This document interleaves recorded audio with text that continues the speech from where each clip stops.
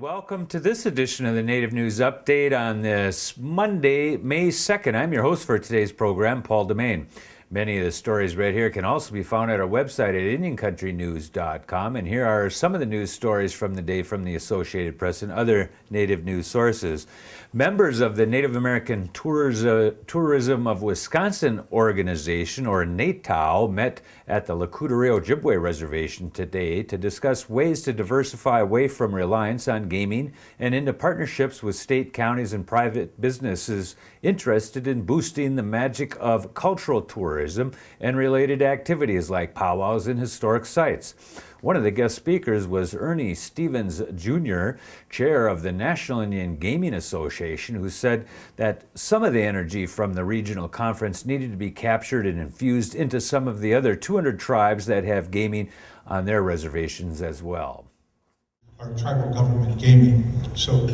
But what I wanted to say about tourism is that it's really essential at this point that we walk hand in hand, because it is an essential part of our industry. Now, NATOW's ahead of the curve, I think, because of the work, the unity that you expressed right here. But what I need you to do, I don't just represent Wisconsin tribes, I represent all the tribes in the country. And so, Amy, what I really need you to do is to help me take this process, this energy that you have here with NATOW, into another level. And I think that's why we worked on the MOU. That's why we put this together, because I really need to see this energy resonate nationally. And that's what I want to ask you. That's my message to you today, is that MOU that we signed, it's imperative that we take that foundation and build it nationally. And that's really one of the most important messages that I have today, is that we've always been about beauty. We've always been about sharing our culture and tradition, but I need our energy, I need our expertise to resonate nationwide. And today, the water walkers headed for the Great Lakes during June are north of Batesville, Mississippi on Highway 51 North and headed forward to Memphis, Tennessee this week. The southern contact is Sharon Day at 651-325-8077, and we'll put that phone number up for you to see. The western walkers are headed east or just west of Chester, Montana on Highway 2 as of late afternoon on May 2nd. Both groups are looking for additional water walkers to carry the bucket of salt water and the eagle feather staff from the Pacific and the Gulf into the Great Lakes. The western contact is Donis Kennedy at donis.waterwalk2011@gmail.com. You can also Twitter them at Waterwalk or at ME Waterwalk 2011. And their main website for other contacts and routes can be found at motherearthwaterwalk.com. The Red Road Home program aims to help former inmates from the White Earth, Red Lake, and Leech Lake reservations stay out of prison.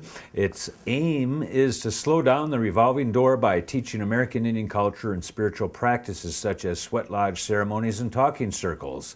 Minnesota Public Radio reports that there are early signs of success, but the program may soon run out of funding. The Bemidji-based Red Road Home has received $300,000 over the last 3 years from the Department of Corrections, but the money runs out in July. Given the state's $5 billion deficits, it's unclear whether the program will be continued. American Indians make up less than 2% of Minnesota's total population, but they account for more than 8% of adult offenders in the state's prison system.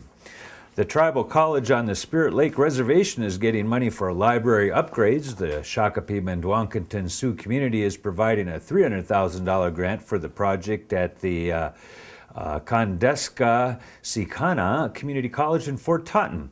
The enhancements will include technology upgrades, shelving, and new materials on Dakota culture and language. The Shakopee-Mdewakanton Sioux community operates the Mystic Lake Casino in Minnesota and other enterprises and runs a charitable giving program. Minnesota tribal leaders and employees, as well as workers from tribal casinos, were rallying in the state capitol last week in opposition to proposals to expand gambling in Minnesota. The rally last Tuesday was on the front steps of the Capitol. It was organized by the Minnesota Indian Gaming Association, which represents most of the state's tribes, opposed to the state gambling expansion that could divert a reliable source of revenue from the tribes. Supporters of adding casino-style slots at horse racetracks in Shakopee and Columbus are pushing a bill that would authorize that expansion. It's been a perennial proposal at the Capitol that's never found success despite multiple tries. This year, backers have suggested tax revenue from the new slots could be used to fuel a permanent state fund aimed at creating new jobs. The Chickasaw Nation has opened a new search and rescue firehouse in Ada. Tribal Governor Bill Anatobi and East Central University President John Hargrave joined other officials last week at the ribbon-cutting ceremony for the 6,000 square foot facility. The new building houses training and equipment space for American Indian Tribe Search and Rescue Team and wildland firefighters. It also will be the permanent home of the Bureau of Indian Affairs Chickasaw Agency Annual Basic Firefighter School. The Chickasaw Search and Rescue Teams have assisted other disasters in the past, including Hurricane Katrina in New Orleans in 2005 and the tornado that hit Lone Grove in February in 2009. And perhaps they're on the road again helping out with some of those tornado search and rescue efforts going on in the South as well today. The foster family of a Marine Lance Corporal who grew up mainly in White Swan, Washington, says Joe Jackson was fatally injured in an Afghanistan during late April when an improvised explosive device detonated. Talking about Jackson last week, Sean Marceau called the 22-year-old a stellar Marine man and my best friend. Jackson was a Gila River tribal member who was mostly raised on the Yakima Reservation.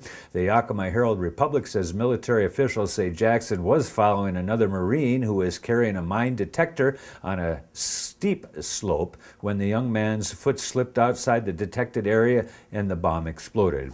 He was the only one struck. He was pronounced dead about an hour later at a military hospital.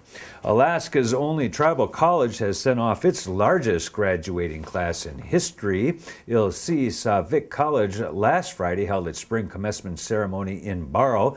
KBRW reports that nearly 40 graduates walked across the stage to get their diplomas. That's out of almost 70 students that received a degree or GED certificate this term.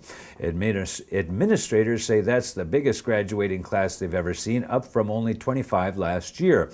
Enrollment is only slightly up compared to past years at the college. However, college officials say more students are coming back to finish programs instead of dropping out. And coming up this Wednesday at the Minnesota State Capitol, there will be a rally to help protect the Manoomin, or also known as wild rice, beginning at 8:30 a.m. until noon. This is in response to HF 1010, which allows the sulfate